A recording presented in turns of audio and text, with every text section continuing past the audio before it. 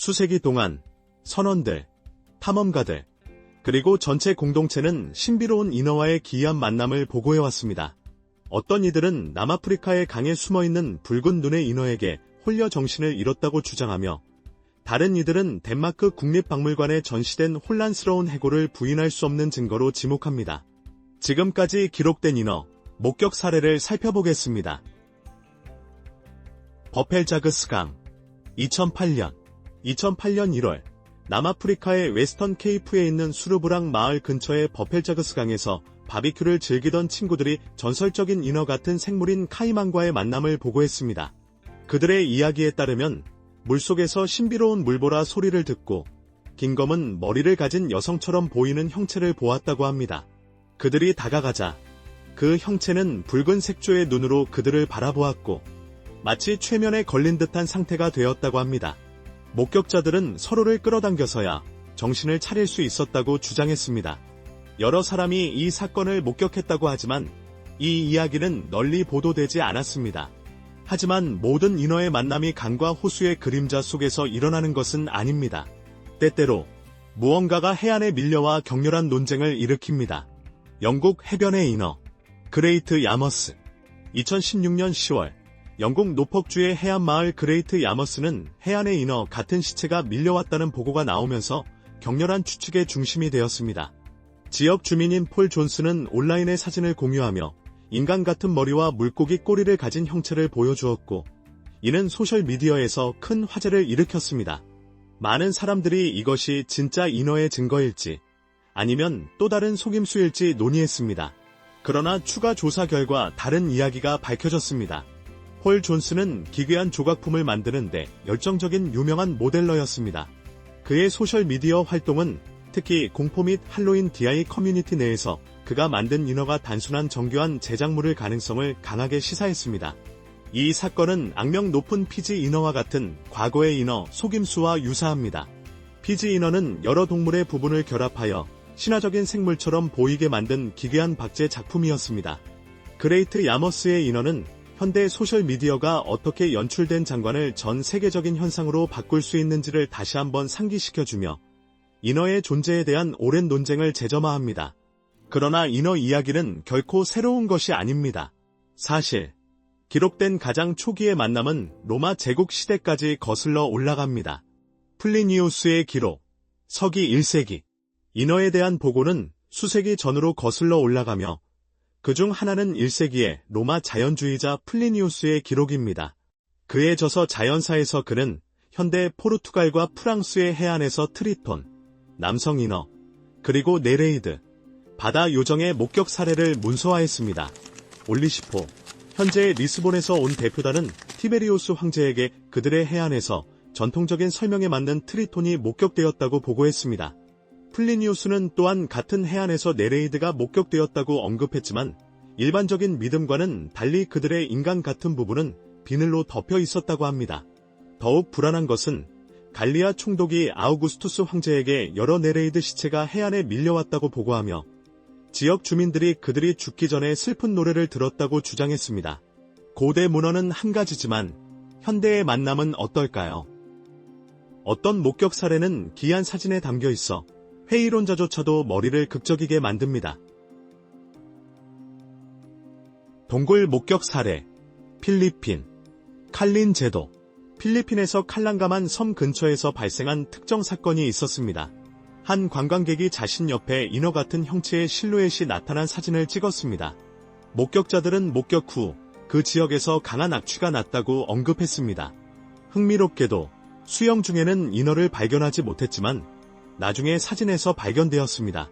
불행히도 그때는 추가 조사를 하기에는 너무 늦었습니다. 칼랑가만 섬에는 인어 동상이 없지만 케손주의 아티모난 마을에는 수세기 동안 보고된 인어 목격을 기념하기 위해 해안의 인어 동상이 세워져 있습니다. 유명한 탐험가들도 이러한 신비로운 존재를 보았다고 주장했습니다.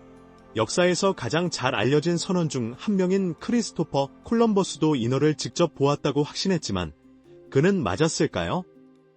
계속하기 전에 듣고 계신 모든 분들께 특별한 요청이 있습니다. 만약 여러분이 저를 도와주실 수 있다면 알림벨을 눌러주시고 구독 버튼을 눌러주세요. 여러분의 도움이 정말 큰 힘이 됩니다. 그리고 그렇게 해주신다면 저와 제 팀은 이 프로그램을 여러분에게 더 좋게 만들기 위해 최선을 다할 것을 약속드립니다. 약속할게요. 5. 크리스토퍼 콜럼버스의 관찰. 서기 1493. 서기 1493년 1월 9일. 현재 도미니카 공화국 근처에서 항해하던 크리스토퍼 콜럼버스는 자신이 인어라고 믿는 새 생물을 보았다고 보고했습니다.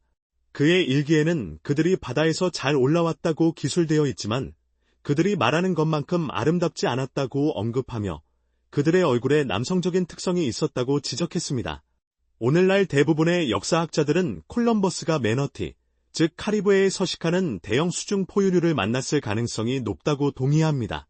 매너티는 바다소라고 불리며 둥근 얼굴, 인간 같은 눈, 그리고 노를 저을 수 있는 형태의 꼬리를 가지고 있습니다. 그들은 길이가 약 3에서 4m에 이르고 무게는 800에서 1200파운드까지 나갑니다. 그들의 느린 움직임과 공기 중으로 떠오르는 습관은 선원들이 그들을 인어로 착각하게 만들었을 수 있습니다.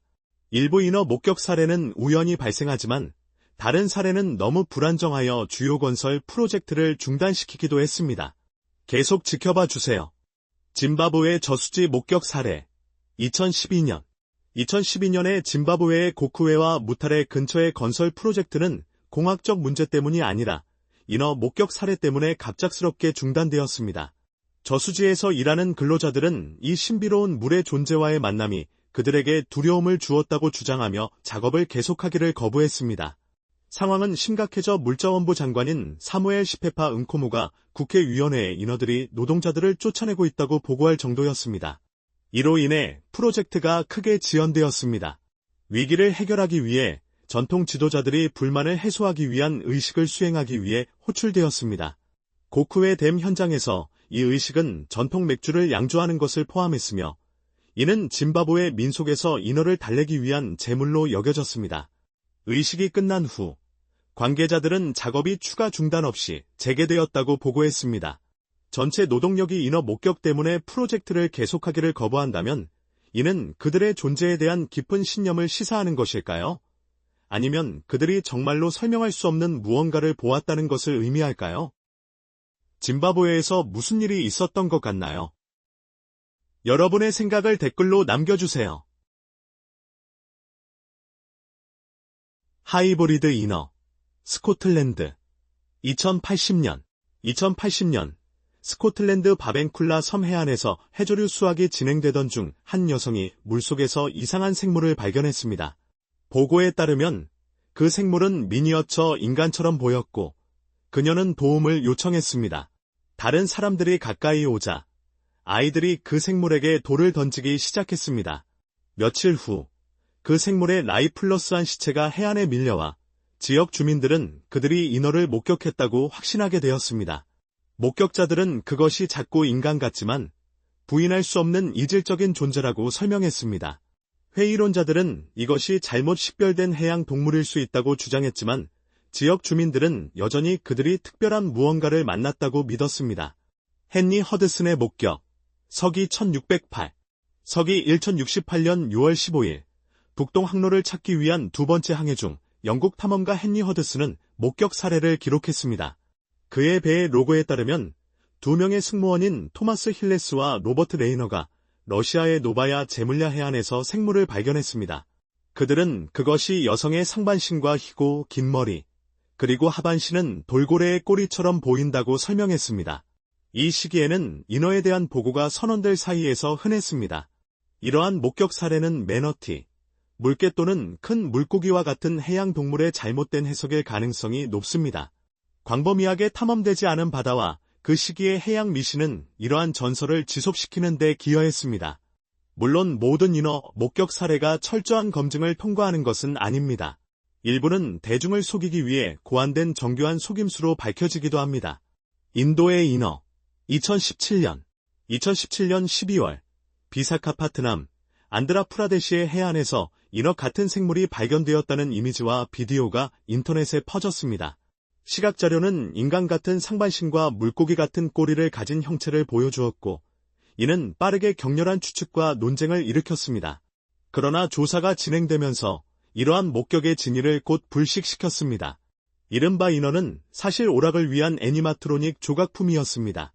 나무와 섬유로 제작된 이 형체는 호흡하는 듯한 기계적 특징을 포함하고 있어 기이하게 생동감 있게 보였습니다. 추가 분석에서는 일부 영상이 니카라과의 유튜브 채널인 JZD 프로덕션으로 추적되었으며 이 채널은 컴퓨터 생성 이미지를 사용하여 허구의 비디오를 만드는 것으로 잘 알려져 있습니다. 채널 제작자들은 그들의 콘텐츠, 특히 인어 비디오가 순전히 오락 목적이며 실제 증거로 받아들여지지 않기를 원한다고 명시했습니다. 존 스미스 선장의 목격, 서기 1614. 가장 잘 알려진 인어 목격 사례 중 하나는 초기 미국 식민지에서 유명한 탐험가 존 스미스와 관련이 있습니다. 대중의 이야기에서는 스미스가 서기 1064년에 인어를 보았다고 전해지며 여성의 상반신과 물고기의 하반신을 가진 생물로 묘사되었습니다. 그러나 이 주장이 사실일까요? 연구 결과는 달리 제시됩니다. 이 주장에 대한 최초의 언급은 200년 이상 후에 나타났습니다.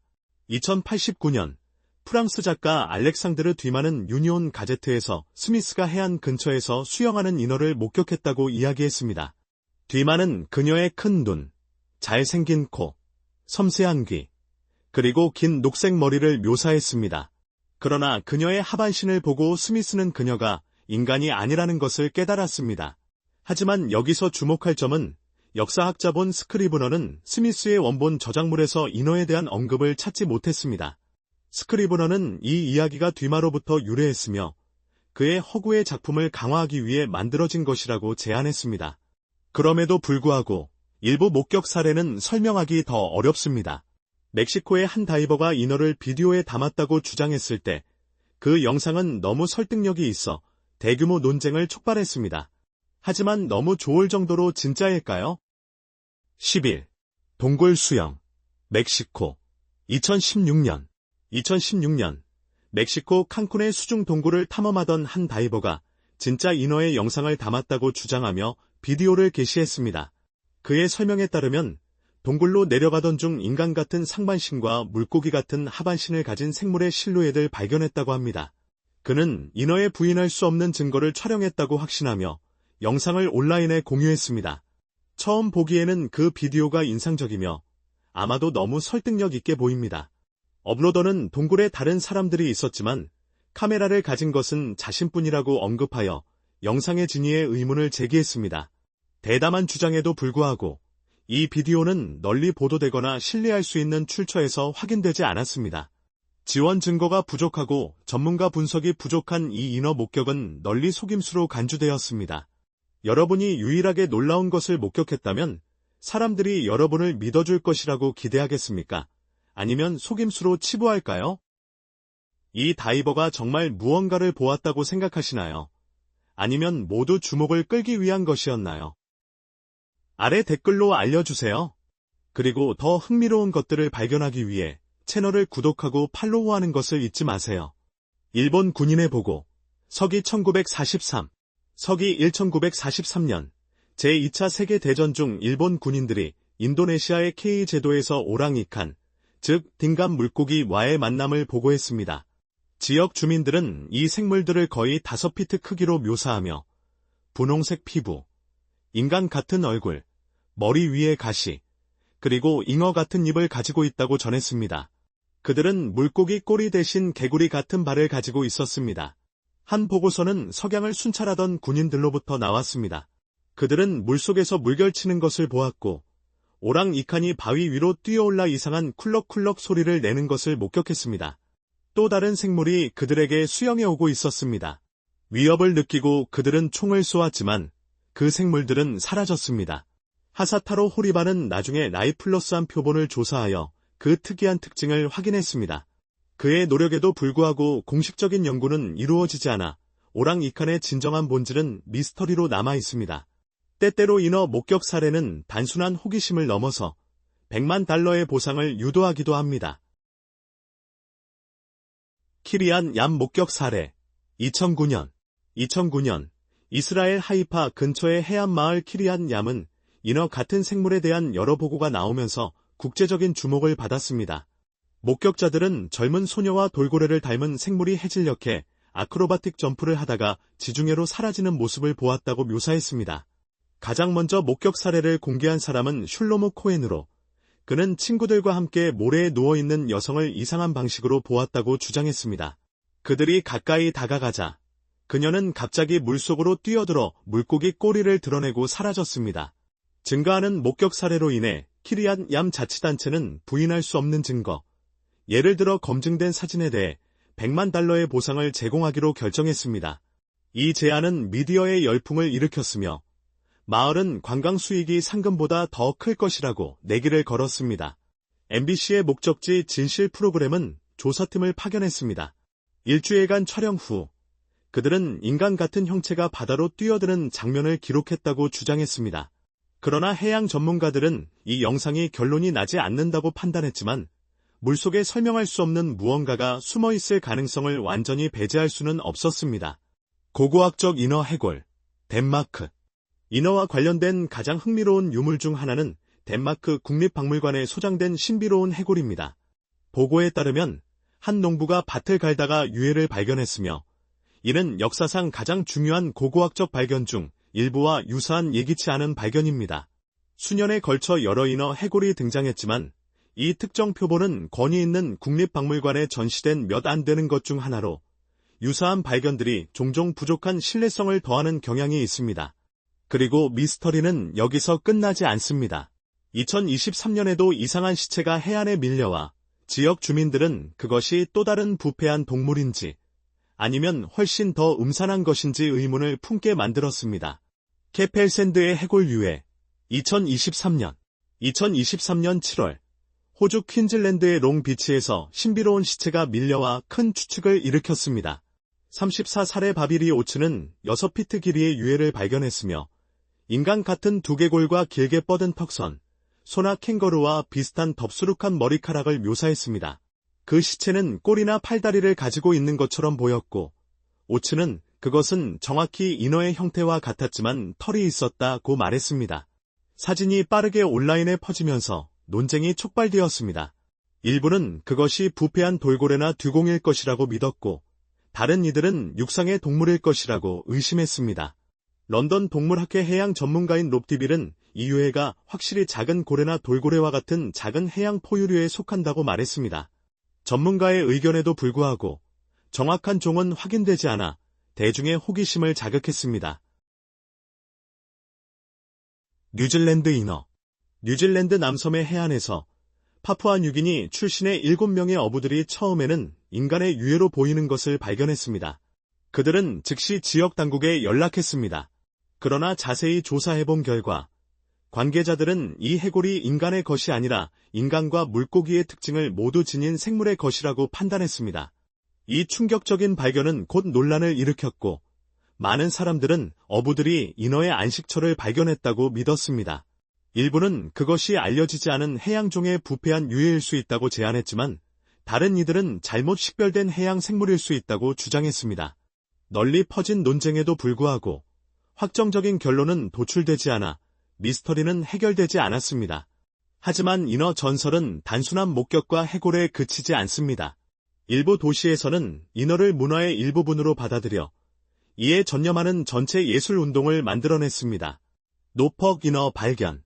2022년 버지니아주 노퍽시는 도시의 경관 전역의 인어 조각상을 전시하는 전통을 이어갔습니다. 이 이니셔티브는 1999년에 지역 변호사인 피터 데커가 노폭에 깊이 뿌리내린 해양 역사에 대한 경의를 표하기 위해 제안한 것입니다. 수년에 걸쳐 이 도시는 독특하게 디자인된 인어 조각상을 수백 개 위임하며 각 조각상은 노폭의 예술적이고 해양적인 문화를 반영하도록 지역 예술가들이 제작했습니다. 이 컬렉션을 직접 경험하고 싶은 분들을 위해 노폭예술위원회는 각 인어 설치의 위치와 예술적 세부 정보를 상세히 설명하는 인터랙티브 지도를 제공합니다. 또한 방문객들은 노폭 인어의 최고 투어와 같은 가이드 경험에 참여하여 이러한 조각의 이야기와 상징성에 대한 더 깊은 통찰을 얻을 수 있습니다. 이 인어들은 예술적 창작물일 뿐만 아니라 그들의 존재는 수중 인간형 생물에 대한 인류의 깊은 호기심을 강조합니다. 그리고 어떤 장소에서는 인어 전설이 단순히 이야기로 전해지는 것이 아니라 수십 년 동안 많은 관중을 끌어모으는 공연으로 이어집니다. 위키 와치 스프링스 공연자들. 현재 진행 중. 플로리다의 중심부에 위치한 위키 와치 스프링스는 수십 년 동안 상징적인 수중 인어 공연으로 관객들을 매료시켜 왔습니다. 신화적인 존재와는 달리 이 인어들은 실제로 존재하는 공연자들로 화려한 물고기 꼬리를 입고 위키 와치 강의 맑은 물속에서 우아하게 동기화된 발레 루틴을 수행합니다. 이 매력은 2047년에 뉴트 페리라는 스턴트 수영사이자 오락 프로모터에 의해 설립되었습니다. 그는 수중 공연에 대한 전문 지식을 활용하여 첫 번째 인어 그룹을 훈련시켜 플로리다에서 가장 사랑받는 관광 명소 중 하나가 되도록 했습니다. 수년 동안 위키 와치 스프링스는 전 세계의 방문객들을 끌어모으며 인어에 대한 매력이 여전히 강하다는 것을 증명했습니다. 역사적이고 문화적인 중요성을 인식하여 위키 와치 스프링스는 2020년에 공식적으로 국가역사등록부에 추가되어 미래 세대를 위해 보존될 수 있도록 했습니다. 이 인어들은 공연자들이지만 그들의 지속적인 존재는 수중 인간형 생물에 대한 인류의 깊은 호기심을 강조합니다. 오늘의 영상이 흥미로웠다면 좋아요 버튼을 눌러주시고 채널 구독도 잊지 말아주세요. 여러분의 지원은 저희에게 큰 힘이 됩니다. 지금 화면에 나타나는 영상을 클릭해보세요. 분명히 이 콘텐츠를 좋아하실 겁니다. 다음에 다루었으면 하는 주제에 대한 댓글도 남겨주세요. 시청해주셔서 정말 감사합니다. 다음 영상에서 뵙겠습니다.